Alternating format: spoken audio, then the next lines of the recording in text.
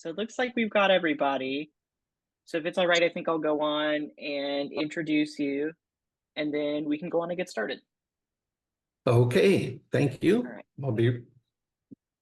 I would like to just learn just quickly who all is here, actually. Absolutely. And I see my friend Ed Weisbart is here. So hi, yes, Ed. lurking. I've been hoping to catch one of your talks for many years, and I finally am, so I'm delighted. Well, we'll see. This will be a little bit of a hodgepodge. Okay, Macaulay. All right. So please welcome Mr. Warren George. He's a retired titanium production plant manager and business consultant. He's a researcher and frequent state and national speaker on designing universal healthcare funding systems. In 2019, he commissioned a poll of Oregon voters, which found that a majority of Oregon voters, including those in rural Republican areas, would probably or definitely support a large state tax to provide healthcare to all state residents. From 2021 to 2023, he served as a governor-appointed member of the Oregon Legislative Task Force on Universal Healthcare. In that capacity, he authored the task force resolution, which led to SB 1089, establishing Oregon's Universal Healthcare Governance Board. Along with 7 others, including Dr. Chi from Tuesday's panel, he has been appointed to the Governance Board, which began their work earlier this year. He has been elected by the board to serve as vice chair. Please give a warm welcome to Mr. George. Thank you. I'm going to start by giving just a little excerpt of a presentation that I gave, well, actually late last year to a number of organizations, and it will be kind of the segue into the Elway poll, which I commissioned in 2019. We, of course, know that healthcare costs are high in the United States and rising.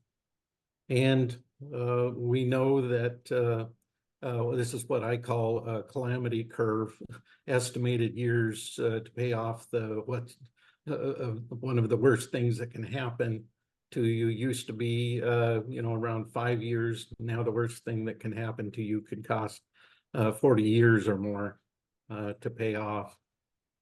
And healthcare, of course, has been the runaway consumer of GDP and other things. This happens to be data from the Bureau of Economic Analysis showing healthcare outrunning the other four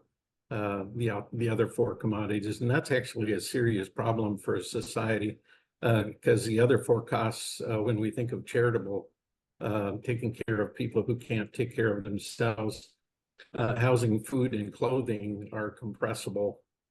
You can move in with people, you can buy beans instead of sirloin, you can get secondhand clothing, but we can't ethically give somebody half a chemotherapy treatment.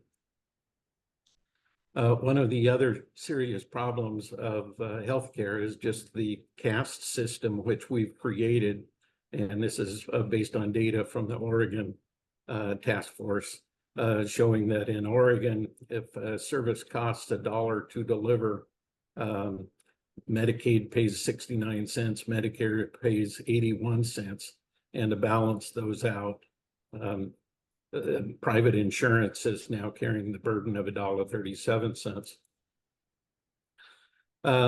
But I want to give a little bit of definition to healthcare flows. First, we could label the box on the left patients, but since all patients are residents or potential patients, I've labeled it residents. The other side, professional and medical providers, include any person, facility, organization which provides diagnosis or treatment, including physicians, specialists, therapists, nurses, hospitals, clinics, techniques, pharmacists, and et cetera. Little as half a century ago, virtually all professional medical care was accomplished by direct financial exchange between each patient and each provider. Adding one more level of complexity, charitable philanthropy has always played some role in healthcare. There are two types of philanthropy: donations of money and voluntary donation of time. 100 years ago, and for that matter, since the beginning of time, most care was provided at no cost by family member or close friends. The first hospitals, many of them started by religious organizations, were founded to provide care to people who had no family to care for them. And they were provided at little or no cost. Family and volunteer care still exists at some level, but since this flow chart is a financial one, it will only show private cash donations used to pay for the care of others, or donations which are made to build facilities or purchase major equipment. In any financial system, there's always some losses due to overhead. Up until the 1940s, medical system financial overhead was probably about 3%, and if nothing else, consisted of the doctor having to keep track of payments, going to the bank to deposit checks, and such things. In thinking of overhead, it is useful to think that for every dollar of actual healthcare needed, the residents will need to spend $1.03, or would have in 1940, since they also need to cover the overhead. As we shall see, overhead has been going up. By 1950, most professional care was provided by direct financial transaction between the patient and provider, but the use of middlemen was growing. State, county level programs, including temporary assistance for people without income, was coming into play. Major medical insurance, similar to fire insurance on a home, was for rare but expensive events. With the rise of the middlemen, overhead doubled from about 3% to about 6%. Through the 50s, 60s, and 70s, reliance on middlemen increased significantly as direct payments fell to less than 1/4 of total cost. Employer-sponsored medical insurance continued taking a large role between the patient and medical providers. Employers got involved because of IRS rulings that allowed employees to receive health care insurance benefits tax-free when arranged through an employer. Insurance gradually became regarded as a convenient way, if more expensive way, to pay for smaller medical bills too, rather than just for major care. Federal government, which had almost no role prior to 1960, began assessing tax Medicaid programs. Cost. Private donations have doubled to about 4% of all cost. Jumping from 1980 to 1919, we see the continued decline of direct payment and the continued rise of middlemen in the form of federal, state, local governments, private insurance. Flowchart of the financial system demonstrates how the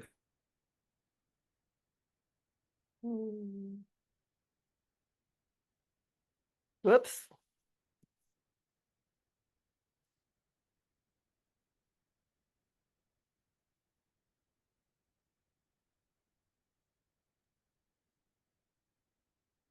We lost you for a second there. You're muted now.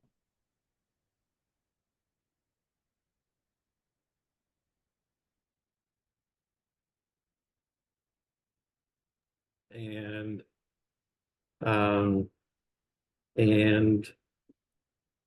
reshare screen. Yes.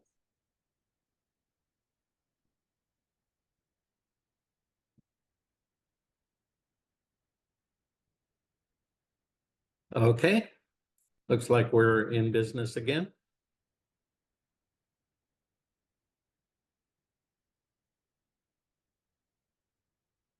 And I have to sync this. Yes.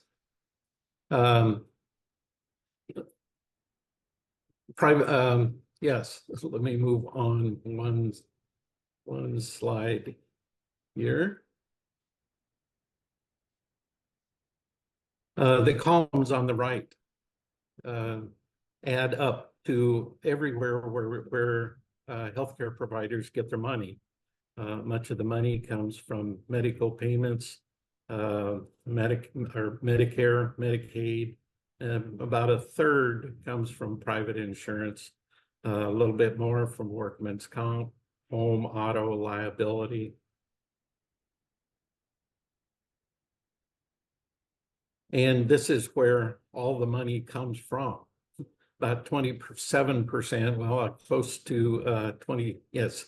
In Oregon, about 27% comes from taxes which support federal government programs. About 9% or almost 10% comes from taxes which support Medicaid and other state programs.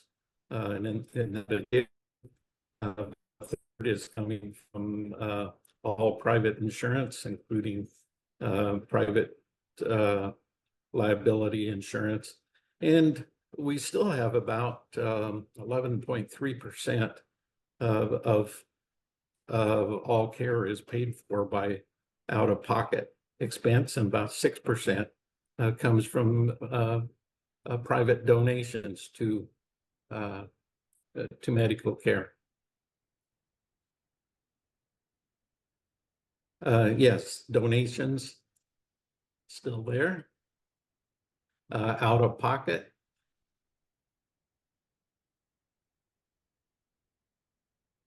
And the federal government have taken a actually quite large share of medical care. It's all in all about half and half to each.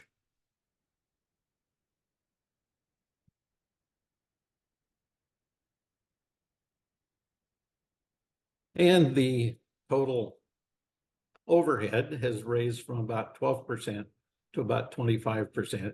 Sorry for a little halting there. I got have two computers running and they weren't synced.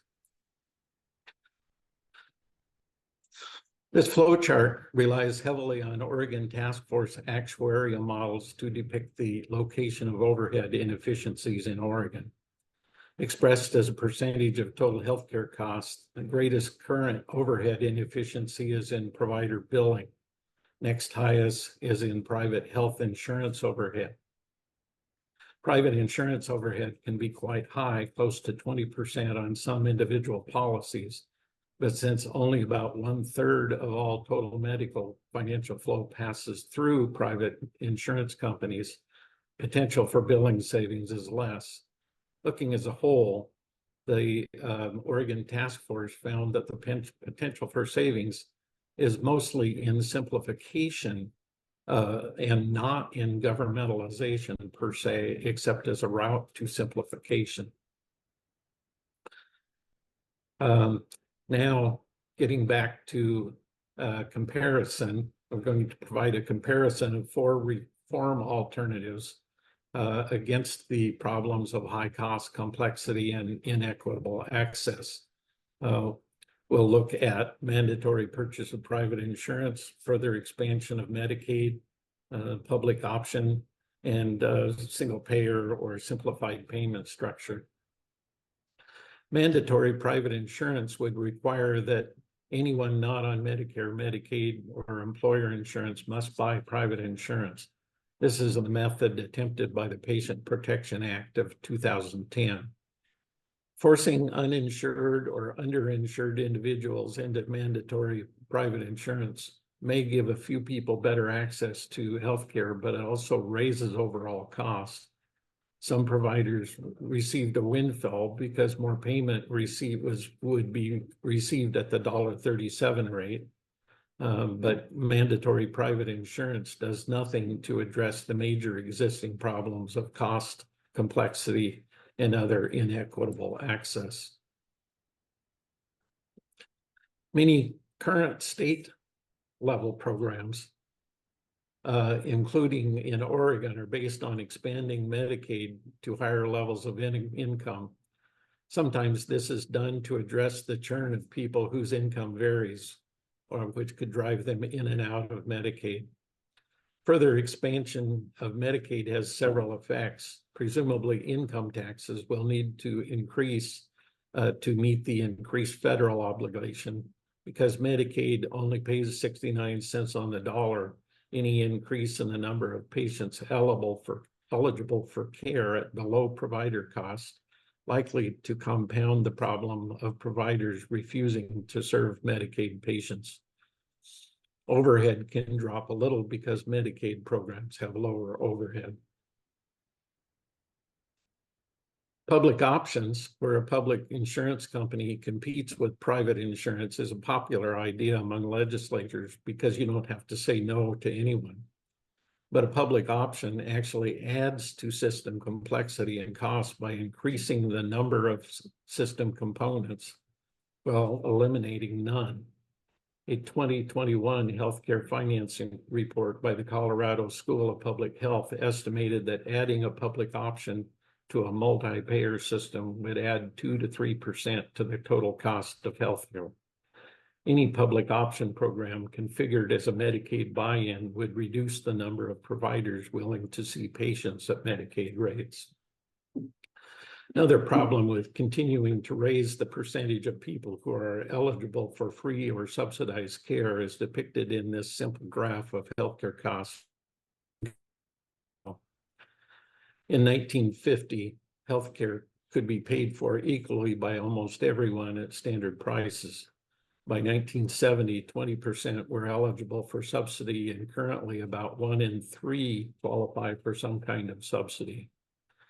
Plan proposed in Oregon would involve half of all residents paying little or nothing for the health care, shifting the cost further and further onto fewer and fewer people. How far can we expect to go in this direction?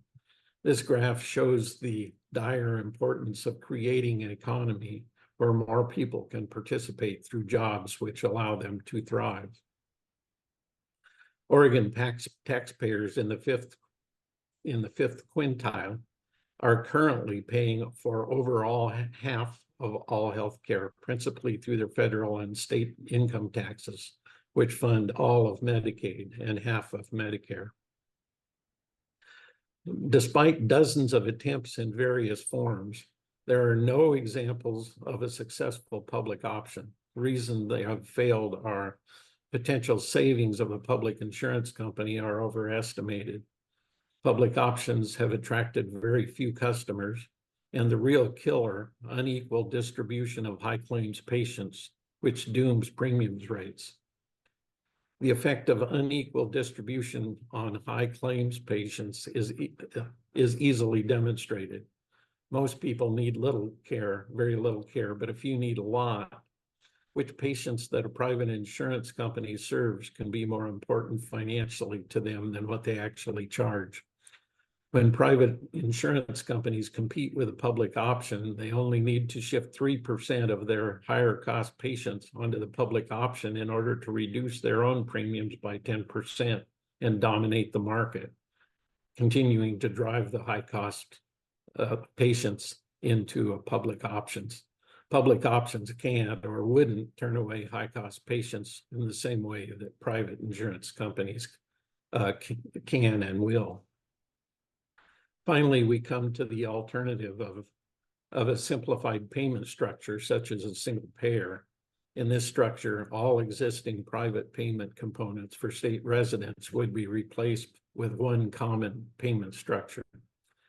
A simplified payment structure, such as single payer system, is the only alternative that would address the major problems of cost, complexity, and inequity.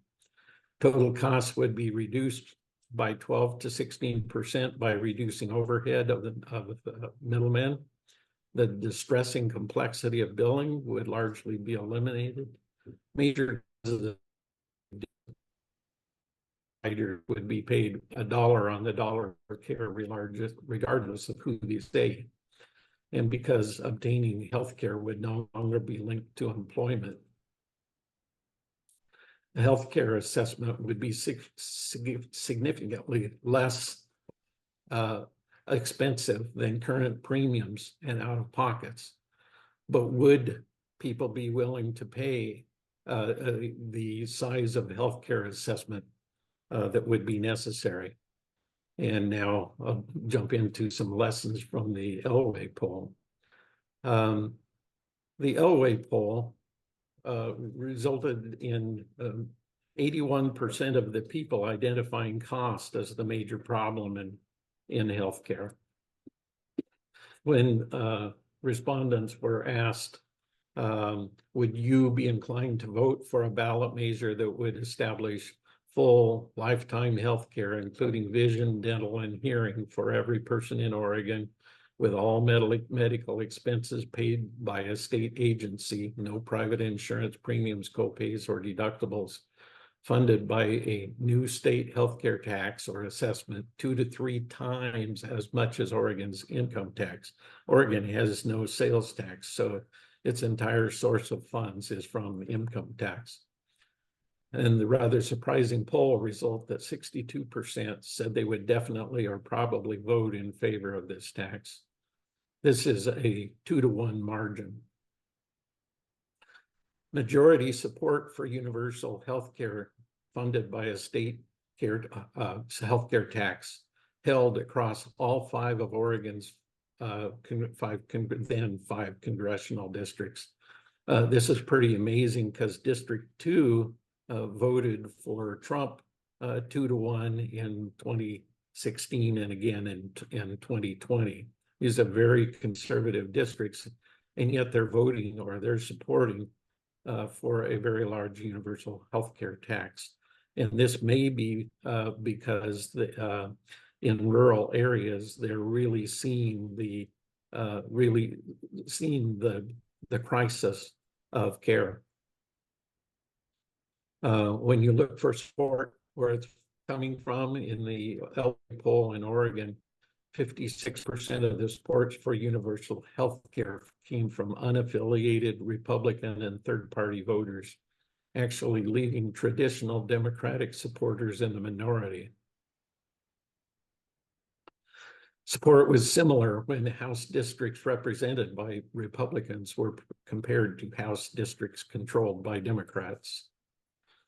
One of the most important findings of the poll is that the support for universal healthcare in Oregon is extremely age dependent, with virtually all of the net support coming from voters under the age of 50. You can learn more about the Elway poll at variedstrengths.com. You can also, I've left my email there, george@peak.org, if you would like to ask some specific questions about that. So I thank you, and that concludes the first part of the presentation, and we could handle just a few questions if you'd like before we switch into the second part of the program, which is about difference between progressive and conservative messaging.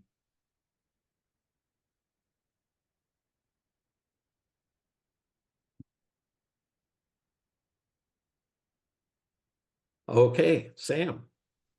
I had a question about the slide that you showed about reimbursement rates where Medicaid was 69 cents.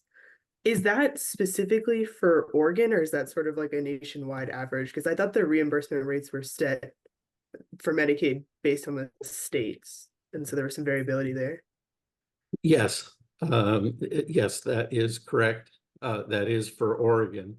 Other states I'm less familiar with, but I know there are states that have higher Medicaid reimbursement rates, and for either Medicaid or Medicaid. I think there are also states with some lower reimbursement rates. Okay. So you are exactly correct. Thank you. And just to follow up on that, is that data publicly accessible on the Oregon Task Force website? Yes, it is. Okay, excellent. Thank you. Okay, next.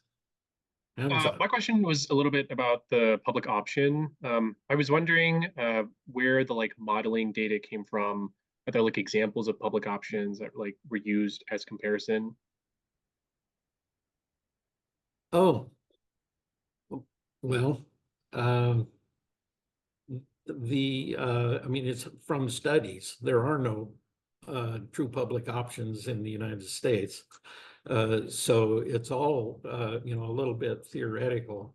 The Colorado study that I referred to, um, you know, emphasized that you really don't get the savings. I mean, as long as you have 100 different ways of people paying, you don't really get the savings until they're nearly all eliminated.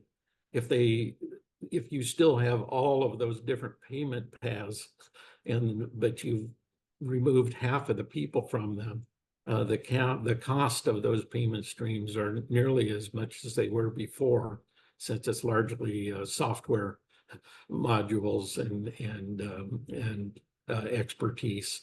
Does that answer your question? Thank you. Gabriella.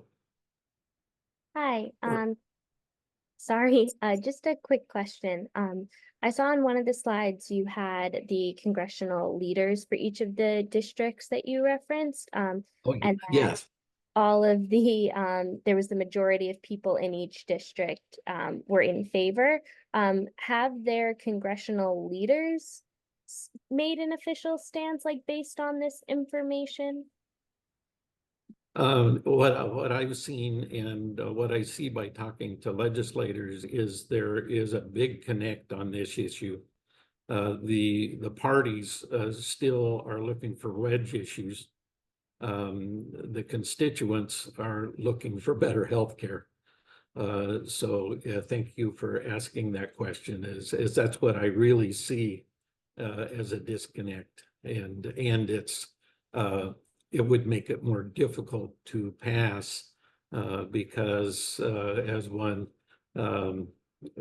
famous pollster from Oregon pointed out, gee, Warren ran this nonpartisan poll, and isn't that wonderful that all these Republicans are supporting it? But what happens to that support if our unpopular Democratic governor comes out in favor of it?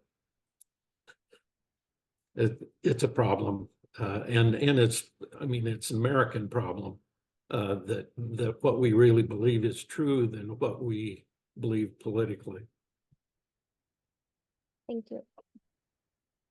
Okay, then that ends our first segment, and should we go right into the second one, or do you want to take a 2-minute break? I just need to kind of reload some slides here.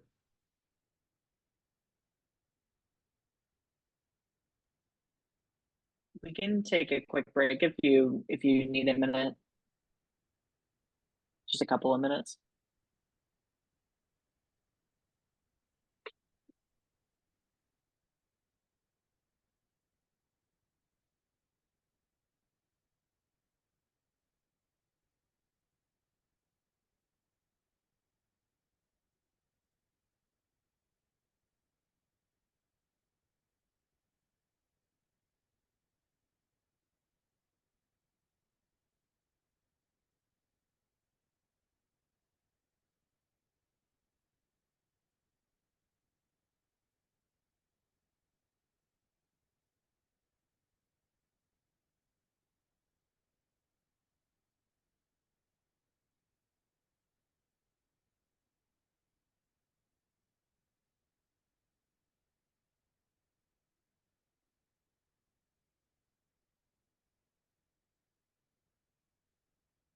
Okay, I'm ready to go anytime you are.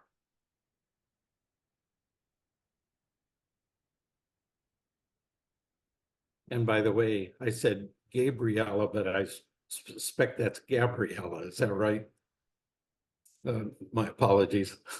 No, totally fine.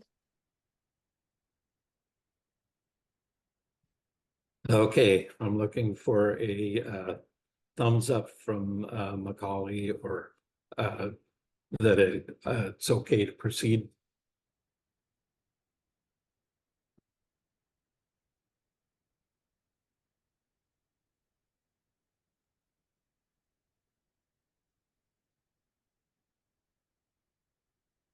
Good to go, Macaulay?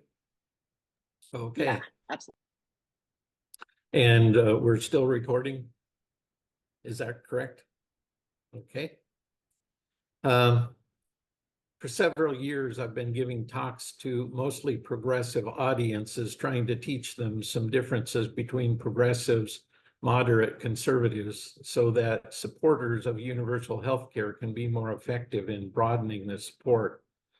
The importance of this broadening is demonstrated using a simple graphic.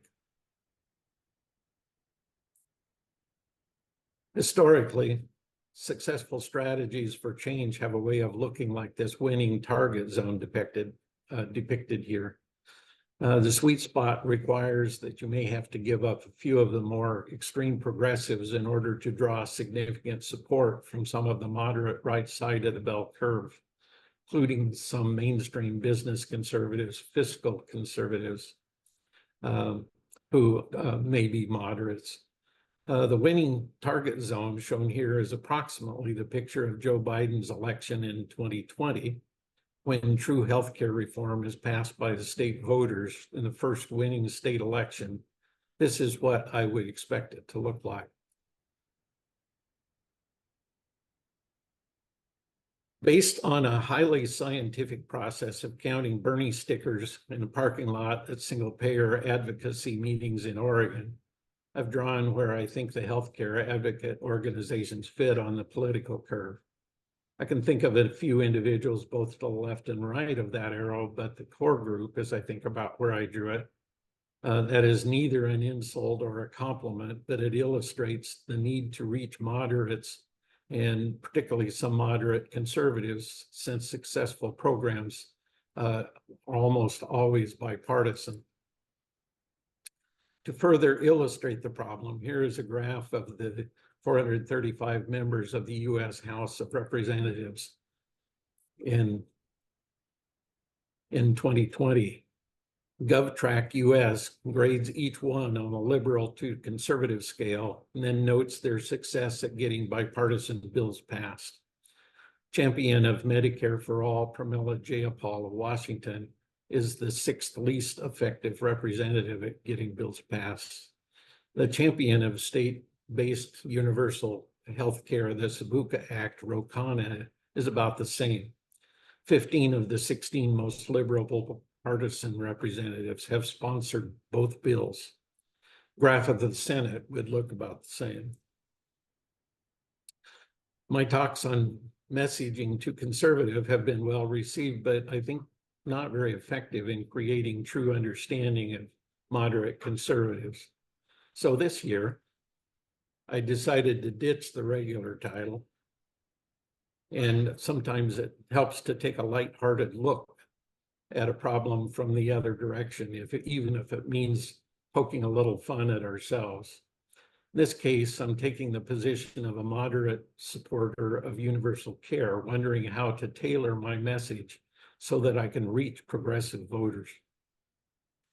Some of the information in this presentation comes from the Elway poll, but some comes from research game I played on my spare time a few years ago, which I called Red State, Blue State.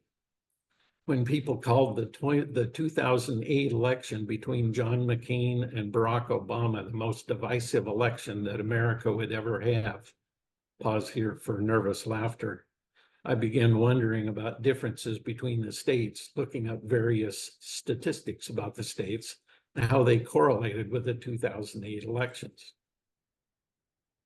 One of the first data points I came randomly upon was annual divorce rates for each state, which I plotted against the vote.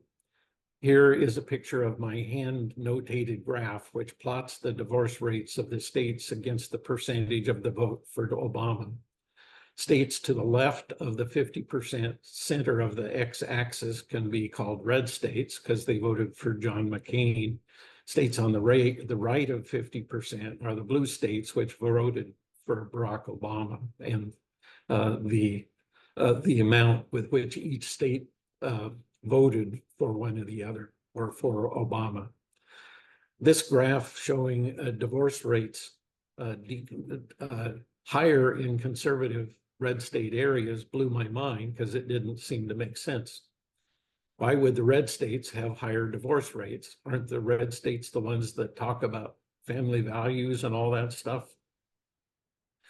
Well, I pondered that question. I looked at all kinds of other data, learned all kinds of interesting things.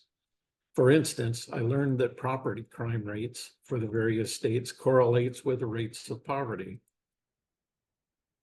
Whereas crimes of assault and other similar person crimes correlate better with population density. Having grown up with a very large family in a very small house, I have an inkling of what population density can do to your feelings. Eventually made some sense, by the way, out of the divorce rates. You have to actually be married to get divorced. And not many people in the blue states who are getting married. Getting back to the subject of messaging, it's hard to reach people in blue states by appealing to their sense of religious morality. They stopped going to church. Have they found a different approach to morality other than religious morality? Maybe, but it's new and untested compared with the centuries-old tried and true religions. Progressives are pretty sure of their moral superiority, but it is very new. It's a very new and relatively untried kind of non-religion religion. Well, they figure that out. Better to avoid discussion of religion with them. But history would caution us that anyone's righteous indignation at the ignorance of the past is only a preliminary estimate of the wisdom of the present. Moving on, the blue states have a much higher percentage of people with advanced degrees. That means that you have to find fancy names to talk to them about practical things. You can't talk about saving money. You have to talk about relative input-output flow divergence. They would be hard to, and they can be hard to reach because they think higher education correlates with wisdom. If this is really true, then Washington, D.C., up there in the upper right-hand corner of the graph, is the wisest place on the planet. Economically, people in blue states have about 20% higher median income. So be sure to acknowledge that status when you talk to them. But according to IRS data from Schedule A, they only give about half as much to charitable causes. This might be because they see charity as a function of government, not as a function of people. So surely they would support government taxes, right? One of the techniques of pollsters is to start with a sort of general idea. Then when you see what happens as you start adding specific details, such as actually financing a universal health care plan. In the Elway poll of 2019, progressives were highest in initial support of the idea of universal care, but support dropped significantly with any discussion of financing. Remarkably, the polls showed that non-affiliated voters got more and more excited the more financial details they heard, but better off not to talk to progressives about money at all. They tend to underestimate the cost of things. Progressives, as identified in the poll as those who are quick to support universal care with no supporting information, guessed that universal care in Oregon could be implemented with an 8% tax. Meanwhile, those who were categorically opposed guessed that the cost to be 16%, which hit the nail on the head. Looking at other differences, the words favored by progressives for why healthcare costs so much in the United States were in order: profit, greed, and CEO pay. In their answers, progressives tended to use the word profit as an insult synonymous with greed. This is very different from moderates and business owners who see profit as the opposite of bankruptcy. It allows them to stay in business and buy groceries. Another issue of a question of profit and greed is a basic takeaway of Oregon's task force is that the major savings from a single payer system is from simplifying things on the biller end, not from replacing private insurance or eliminating insurance CEO pay. Governmentalization can be the means to simplification, but by itself, it provides comparatively little savings. So is it the greed of insurance companies? Well, not directly. This shows that the cut which insurance companies have been taking of the pie has gradually been, for private insurance, has been gradually been declining ever since 1960, even though insurance companies are covering more and more of the healthcare costs. In the meantime, look at the rising overhead costs of Medicaid and Medicare down at the bottom of the screen. Though going back to the comparing words, the words favored by moderate supporters of universal care were waste, utilizations, and system inefficiencies and system incentives to overtreat. It would seem that if you want to, I mean, these are very different words than progressives use. It would seem that if you want to reach progressives, and you know, that's the task of this short session, is we're trying to figure out how to reach progressives in a tongue-in-cheek manner. You can't reach them with messaging about our bad system. You have to throw in a few words about fixing bad people. Fortunately, in looking for words that are the same between progressives and moderate supporters of universal care, nobody likes pharmaceutical companies. So that's fair game, no matter who you're talking to. Key to reaching progressives in a positive way might be found in the next slide.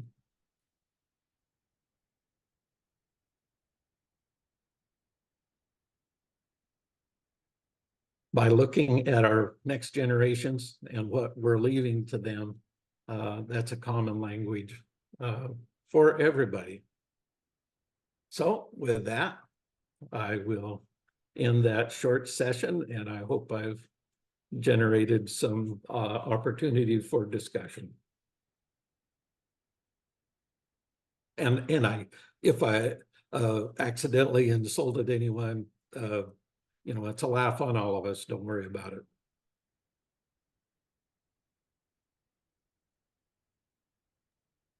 I think growing up and living in a red state, it's kind of fun to see the poking be a little different for once. I think there's a lot of assumptions that are made about populations in red states and populations in red counties, and I think those assumptions are often pretty unfair and don't factor in stuff like gerrymandering and voter suppression and all this stuff. You know, it's really complicated. So thank you for that, I guess is my point. I enjoyed it. Anybody else? I'd hate to think that I've stumped the panel, or we can go back to questions about the first session. I'll ask a question, sir. I loved it. I thought it was funny. I'm down in Louisiana, but I've lived I'm from New England, I consider myself, but I've lived in the South quite a bit. And I consider myself probably more conservative than certainly the most liberal of the folks that you would mention in Congress, for example. So I actually saw some of that not just as funny, but like, yeah, duh. I appreciated it. But do you have any thoughts as to, and it sounds like you did comment on it, successful actions, grassroots actions, whatever you want to call them, do they generally get a coalition, or is it usually you garner enough of your core support to overwhelm the other side, or is it necessary to actually get some buy-in from the other side, if you would? Well, my belief clearly is that I believe in buy-in from both sides. I think if you manage to sneak in a 51% to ram something past 49%, sometime they'll be in the 51%. And I don't think we can have a government of alternating vendettas. Makes no sense to me. So I'm really a believer in concentrating on the problem and let the problem guide our steps, rather than believing that politics, if we just that we can solve excess politics with more politics.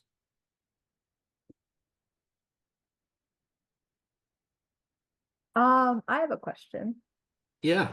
So when I think about different conversations, at least politically, when it comes to whether or not we should be for one side or for against another with healthcare, I've never really understood the verbiage and sort of the arguments against one side by pitting another side on that side. I've never understood that, because it's like, well, we may disagree on how to get to it.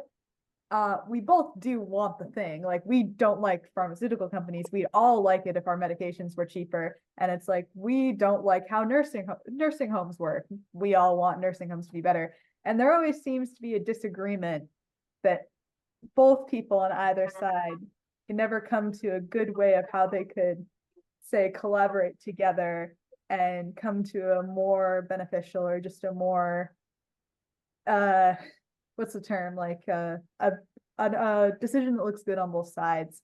And do you think it would be possible moving forward to kind of start more conversations between different political parties on how we can kind of get what both of them want towards healthcare? Obviously there's stuff, and there's various conversations that neither side will ever agree on when it comes to healthcare. But I feel like the issue with pharmaceuticals or insurance, like you were talking about, I think if there were to be more open conversations where it's like, we aren't trying to like diss on each other, we just want to figure out a solution that works for both sides. Like, do you think that's at all possible? I know the atmosphere lately has been a little aggressive, but yes, for actually starting about 2010, I started forming groups we called Unlike Minds groups, where we would form groups of 8 as ideologically different as we could find in our area, have them meet in each other's homes once a month to talk about anything that they wanted to talk about. And I actually found it to be very useful for myself. And the purpose isn't to convince anyone of anything. It's to realize that someone else actually has a legitimate point. Or if they had grown up in, in a rural place, I would probably think exactly like they do. I'm not sure we change people's minds, but I really valued the experience. Unfortunately, I would start them every election year, because that's when people wanted to talk.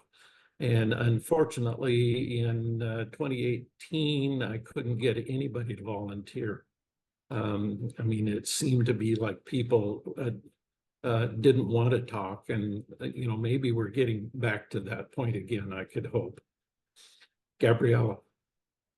For programs like Unlike Minds, when you have people across the political ideological spectrum coming together, how do you, just like some advice on how to get people to talk about issues that are inherently entrenched in politics without it immediately going to the creating caricatures of each other's political stand? Like, if you have any insight on how to Well, in the rules that we drew up for Unlike Minds, it is very critical that you don't get to say what someone else's opinion is about.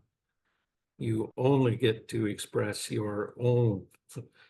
So you can't say, well, they think this, and I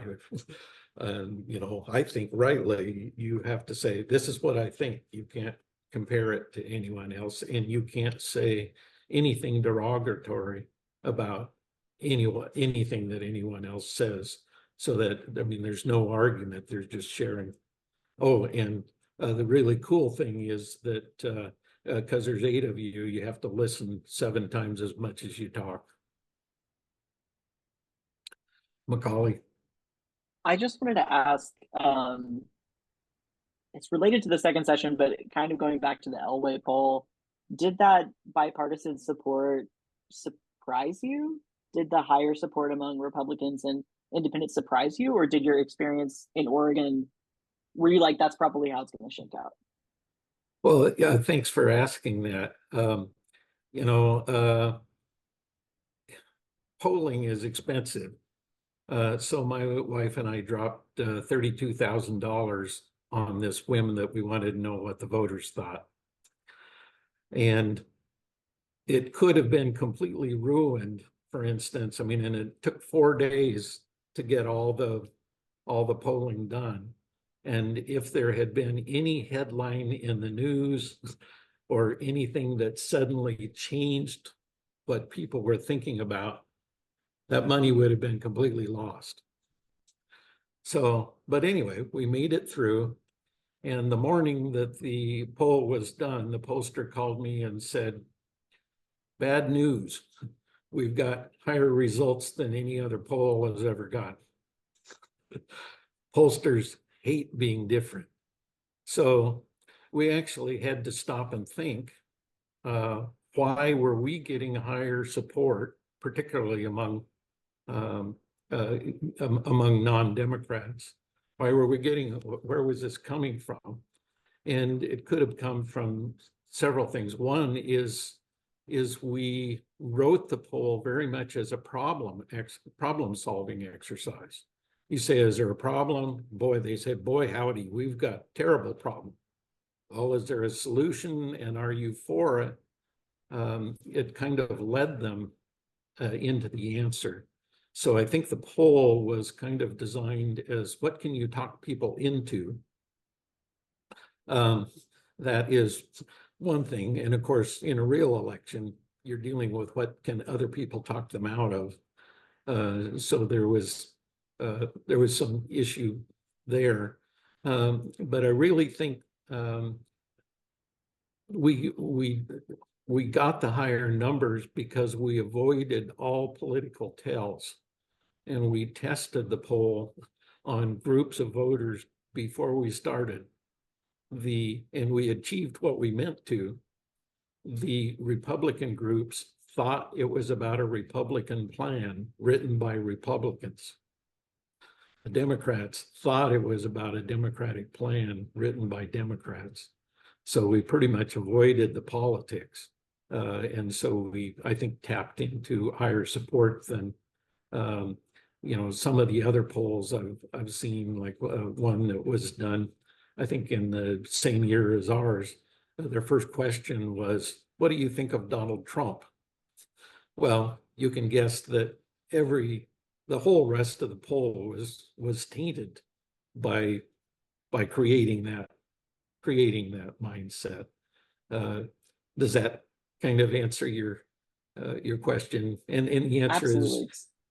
is we didn't know, we don't know for sure. And it's polling sometimes is creates the need for more polling. Now we want to know why. Anybody else? Are you anxious to get out there on the road for a nice weekend? I'm not actually seeing where the reaction button is for me to raise my hand. I'm sorry. But may I go ahead? Please. So I've seen a different presentation of yours before, which I just thought had amazing data in it. And one of them was specifically referring to the business owners. You had some breakdown of business owner support, and you shared how they got their healthcare, what their insurance coverage was. Could you talk a little bit about that? Yeah, sure. The Elway poll separated out business owners and self-employed, and discovered some rather surprising things about them. 1 in 5 is on Medicaid. You know, just because you own a business doesn't mean it's doing very well. And about twice as many as in the general population are uninsured. Actually, support from business owners and self-employed was very much, pretty much identical to the state voters overall. And yeah, I thought about including a little bit more of that in the first presentation, but I also kind of thought it was important to provide latest Oregon information on the alternatives of universal care and why some of us are so adamantly in favor of single payer compared with the other things that might happen, particularly public options are a easy thing to conceive of, but they just don't work. And I think more people need to understand that. Oh, thank you, Betty. Thank you. Now, what another question I have is related to, you know, are there any Republican plans out there or any conservative plans that are alternatives to single payer? And I am not aware of any, but I just thought you might be a good person to ask. Okay, well, I'll talk about you know, grassroots solutions can be pretty, I mean, really organic, and something that was started by actually conservative churches to solve the problem. And what has been, I mean, 25 years or so, but Christian cost sharing ministries. And the idea is that there isn't any insurance per se, that you, each family pays an amount or pledges a certain amount, and then families submit needs. If someone has a medical need, they submit that need actually through their pastor, and then someone volunteer sorts all of the monthly checks that would have gone to insurance, and that money goes directly to the person with a need to pay their medical bills. And looking at it somewhat idyllically, the people who are in these programs say that it is people get well faster and sooner because not only do they get a check for $500, or maybe, you know, maybe they get in the same month, maybe they get 15 checks for $500 to cover a large medical bill. And in these envelopes are, you know, handwritten children's pictures and prayers and real connection. And you know, what I like about this program is that, I mean, it makes you aware of where the money is coming from, and you appreciate it more, and you take care of it to use it wisely. One of the things that, in order to keep this affordable, when you reach $250,000, you're done. They kind of say, if God wanted you to have more expensive care than that, then I guess God would have made us richer, so we could have paid for that. So it's really, I mean, it's the ultimate in Christian conservative model, you know, share your burdens. And so I think that's an example of a conservative model, because that has been relatively successful. A lot of secular organizations have tried to start doing that, but many of them have failed catastrophically. The leaders run off with the funds, or people, you know, if they're short of money, that's the check they don't write. And you know, I think part of what makes the Christian cost sharing ministries work is, you know, the people I talk to, they would not dream of not writing that check because they know that when the day comes, they will depend on it from others. Anyway, that's a, you know, there are other kind of conservative strategies, but that's the one I think that I kind of have some sympathy and interest in. So. Thank you. Anybody else? I had a quick question. Do you think these lessons and a lot of the analysis you found, is it unique to Oregon, or do you think it's, you know, applicable broadly? Well, of course, that's one of the things we said, are Oregon voters different than other states? And maybe a little. You know, Oregon and particularly Portland tends to be a little quirky. But now, you know, that was a few years ago, and now Portland's becoming post-weird, whatever that means. I would expect us to look, you know, kind of like Washington, but different from California. I might expect us to look maybe similar to Maine or New England in some respects, and not others. Yeah, it's hard to know. It's hard to know.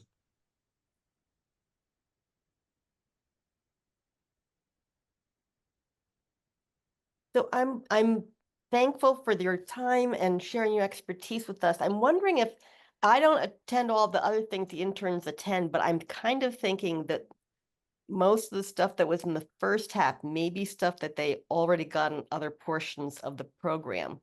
And I'm wondering, just for guiding you in preparing next year, if we could get a good sense from the interns, you know, how much of the first part was new to you, and whether you thought maybe there could be more emphasis, more time spent on the second half. Can I hear some thoughts from folks about how, you know, were there tidbits you learned in the first half that you're glad you got in there, or was a lot of it new and I'm just mistaken? Or maybe it was helpful to see the picture with the graph, you know, the drawing out where the money comes from. I was gonna say that I really, because a lot of it was like familiar content, but the graphs, and especially like I want to look back at those graphs and like think it through and process it, but like the way they were organized in those PowerPoints were very helpful for me. Oh, great. Okay. I think we've gotten information previously that like the reimbursement rates vary significantly and that Medicaid is generally less, but I don't think I've ever seen like actual hard statistics of like, this is what it is, at least for Oregon. I thought the values were very helpful to see. The different perspective as well was very interesting, and I felt like it added more onto my understanding just of it generally. Thank you. I particularly like oh, no, never mind. I don't get to vote. You get to vote too. Yeah, tell us what you like. Well, you know, for me, it was kind of eye-opening to begin to see, you know, I think a lot of people who use the word single payer don't really know what it means even. And I've heard legislators give sponsoring a bill and saying, you know, then the wonderful thing about this single payer system that everyone will be able to choose their very own plan and a different plan. Well, no. Anyway, and I hope, Betty, that you will forgive me for adding a little bit of that that maybe was a little bit off of previous, but I really wanted to use it because those series of flowcharts have taken in Oregon, some of the state legislators have looked at that and said, oh, I get it now. I just changed my vote. Uh-huh.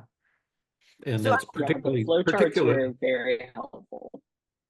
particularly true of moderate Democrats, and it's brought some Republicans, moderate Republicans, very close to showing support. So anyway. So I'm wondering if I think that in the past you've said it would be okay for people to use your slides, but that because they spent weeks learning some of this and then you have some very clear graphics that can show it in a short time, I'm wondering, would you share your slide set and would you mind if people used or adapted some portions of it if they were giving talks that could benefit from those graphs? It depends a little bit on what you mean by adapted. You know, I would say I will send the set to someone, perhaps you, and you can distribute it. I would probably prefer that you use it with credit and rather than modifying it. I guess I was mostly thinking modifying, like if they wanted to put on their own state Medicaid reimbursement correlation. Yeah. Yeah, sure as a format. Yeah. I think that that's good. Okay, thank you. And shall I send that to you, Betty? You could send it to that, you do the reply to that email that had Stephen McCauley on it too, so they can pop it in the slide set. Okay. Yeah, it might take me a day or two, but no worries. I'll have that out by the end of the weekend. Great, thank you. Thank you.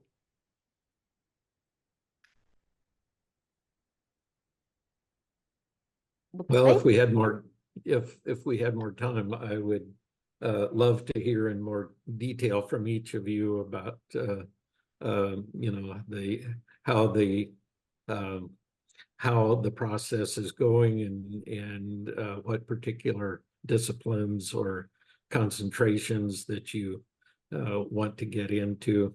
It's kind of a strange world. The medical profession certainly is in Oregon, and there's a lot of winds blowing that can be discouraging, I think, at times. I've known several people who have retired early for various reasons, but you know, we certainly could use, and I'll give a sales pitch for family care and primary doctors, since I wish I had one. Oh, yeah, there's such a shortage. Yeah. I think a lot of us do want to do family practice. Just raise your hand, maybe. The visual. Don't be shy. Thank you much.